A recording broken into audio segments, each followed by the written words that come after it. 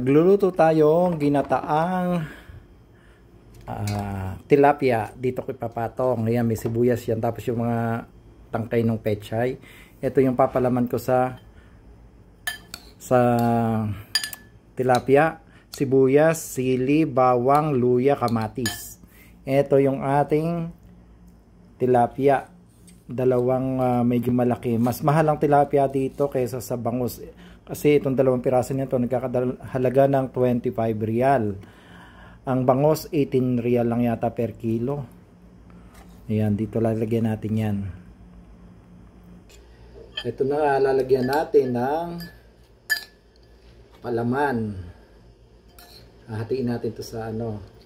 Tapos babalutin natin siya ng ano tawag dito. Ay, hindi ko nalagyan ng asin. Teka. Ito na nga mga katusok at kabulaklak. Nalagyan ko na ng palaman itong aking dalawang tilapia. Yan, may palaman siya ng sibuyas, kamatis, luya at bawang at may sili. Babalutin natin siya ng pechay. At tatalian natin ng tanglad. Tsaka papakuluan natin sa gata. Powder lang yung gata ko rito. Mga katusok, kung napansin nyo, araw-araw naka-black ako. Kasi pag hinubad yan sa umaga, lalabang ko. Pag uwi ko, susuot ko na naman. Kasi hindi na ako naglalabas ng maraming damit. Para tipid sa labahin. Pero araw-araw ako naglalaba. Kaya kung mapansin nyo damit ko araw-araw, puro yan na lang suot ko sa bahay kasi presko to. Ayan, papakuluan natin. At ilalagay natin dito.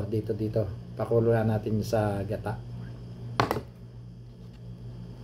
Yan, ito naman yung pangalawa. Tatalian na naman natin ang tanglad.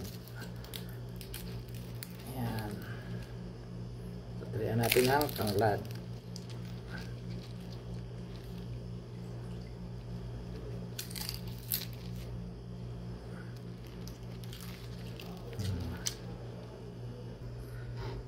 Ayan, tinunaw natin yung gata dito.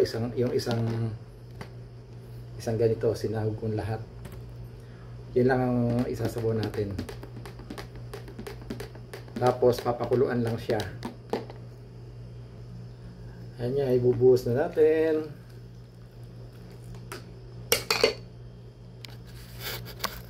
Kita nyo naman, bubuhos na natin.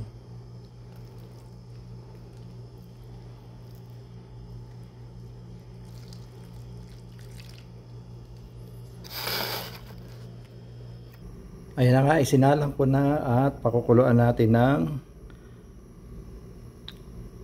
hanggang sa maluto. Ayan. Abangan natin mamaya. Takpan na natin. Thank you for watching. Ginataang tilapia.